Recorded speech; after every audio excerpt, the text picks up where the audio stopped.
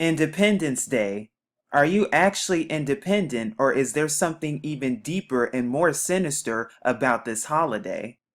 While they give you the illusion that America is land of the free and home of the brave, and while they continuously also give you the illusion that America declared independence from Britain, hence the term Independence Day, is America really free? Not exactly, because what they'll never tell you is that the United States is actually a corporation that's been bought out and sold out by the bankers and the elite at the very top.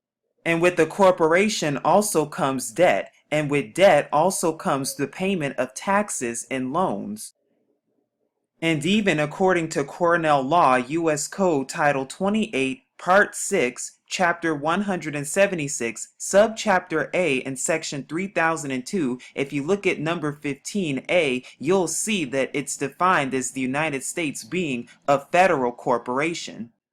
This corporation was also enacted in the Act of 1871 as of 2/21, 1871, when the 41st Congress decided to pass an act to provide a government for the District of Columbia as of Section 34, Session 3, and Chapter 62, when the corporation known as the United States was in fact formed. But do you know who owns the corporation of the United States? Yes, none other than Great Britain, because Great Britain to this day collects taxes from the American people. And according to the IRS publication 6209, the US is in fact owned by Britain, and the 1040 form that's used to pay for taxes is paid to for Britain and is a payment of a tax to the United Kingdom. So did America really even gain independence in 1776? The answer is of course no, they did not. Slavery still exists even in the world to this day. Because when you're told to go to work, when you're paying for items using paper dollars that are printed by the Federal Reserve, and when you're being told how much to buy or pay for something, when you're being told when to go to work and when to go on break, when you're being told when you can have time off and take time off from work, and when you have to be forced to be paid taxes, debt, interest, and loans, all of which are unconstitutional, by the way, these are the definitions of slavery. And isn't that what they supposedly fought against during that time, was to fight against imposed taxes and big greedy banks?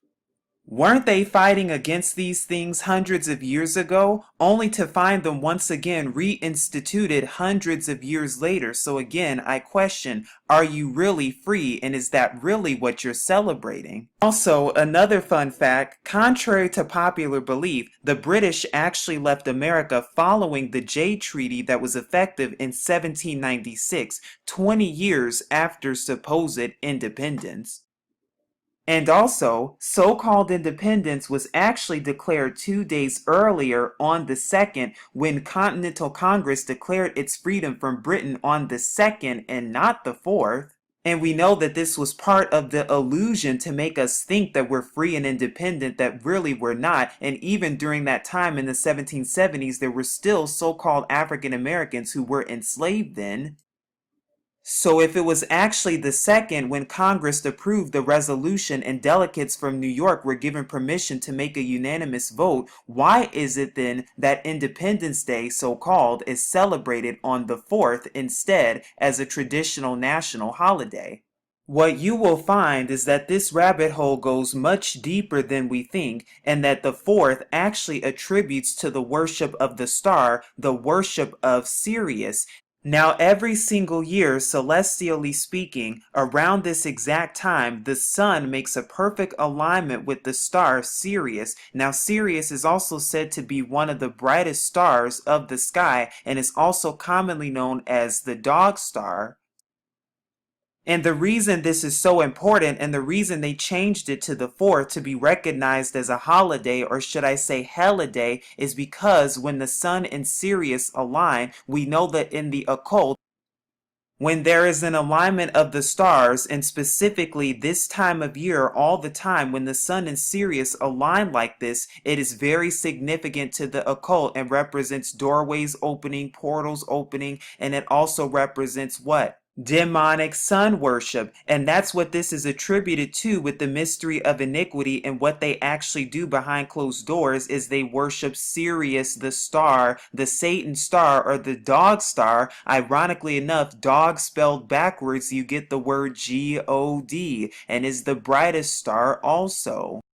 We know that star worship and sun worship is nothing new under the sun, because star worship has been worshipped thousands and thousands of years in ancient cultures, such as even in places like Egypt, Russia, Mexico, Wales, Arabia, Iran, Ireland, Spain, Rome, and many other places that's seen throughout history for thousands and thousands of years. But we even see star worship embedded in different places, religiously and non-religiously, in all different types of places. We even see it attributed to the flag of Israel and the Star of David. And by the way, King David had nothing to do with this symbol whatsoever, because scripture tells us in Amos chapter 5 verses 26 and Acts chapter 7 verses 43 that it is an abominable symbol indeed. But yet we see the stars once again, and we see subliminal star worship even in places embedded all over today in symbols and logos such as BET, and companies such as Macy's and Starbucks and even Walmart, and even embedded on your dollar bill and also on the Hollywood stars, which of course attributes all the way back to ancient sun worship, but is seen today alive and well with the pentagram and even satanic Baphomet worship, because that's where the star and star worship originates from. And that's why the history of the flags of the United States, that's why you see nothing but stars on them from 1777 onward, because what do these stars represent? And note how the very first one had exactly 13 of them, just like it has 13 stripes. And we know that number is very significant to the occult indeed. And from then on, it's been nothing but stars and just stars. And it's not just on company logos or your dollar bill. You even see stars on many of countries' flags such as Somalia, Vietnam, Cameroon, and the list goes on. You see the star prevalently too in Islam. And when you look at the 39 U.S. historical flags of the United States of America, you see stars and nothing but stars, but you see that some of the designs even look just like stars in them. So while they give you the illusion that the 4th is all about having independence and celebrating freedoms that you really don't have, and fireworks and picnics and games and festivals, as we have just proven, this is a much more sinister holiday, because partaking in such activities is actually commemorating the star worship, the worship of Sirius, the worship of Satan.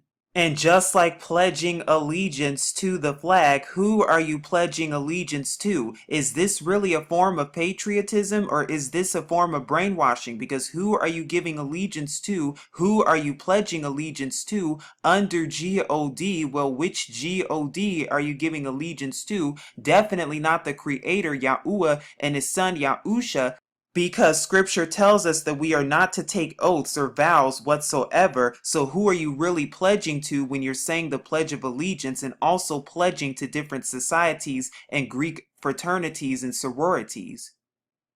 Who are you really worshiping is the question, because yes, the Sirius star, which is what the 4th is all about, is used for satanic star worship and also sun worship too, that was done thousands of years ago. We just see the mystery of iniquity repackaged all over again while giving the illusion of freedom, which is no different than Mystery Babylon and Sun Baal worship that we see all over again in modern Rome and in modern Vatican and all over the world, with Egyptian monuments and statues depicting the phallic symbols and phallic worship.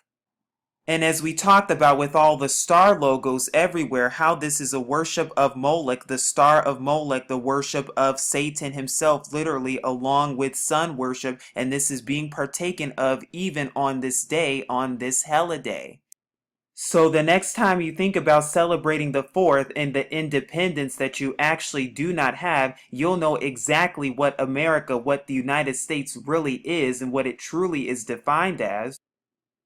And the next time you think about going to fireworks and seeing the fireworks, you'll see exactly what they mean and why they look like stars, what these stars attribute to, and what they're actually celebrating, and who they're actually giving homage to. But as always, remember to seek Yahuwah and his true son Yahusha for even more truth and to come out of Babylon, which is these holidays, because it goes much deeper than you think. But this is Truth Unveiled here, saying as always, Shalom.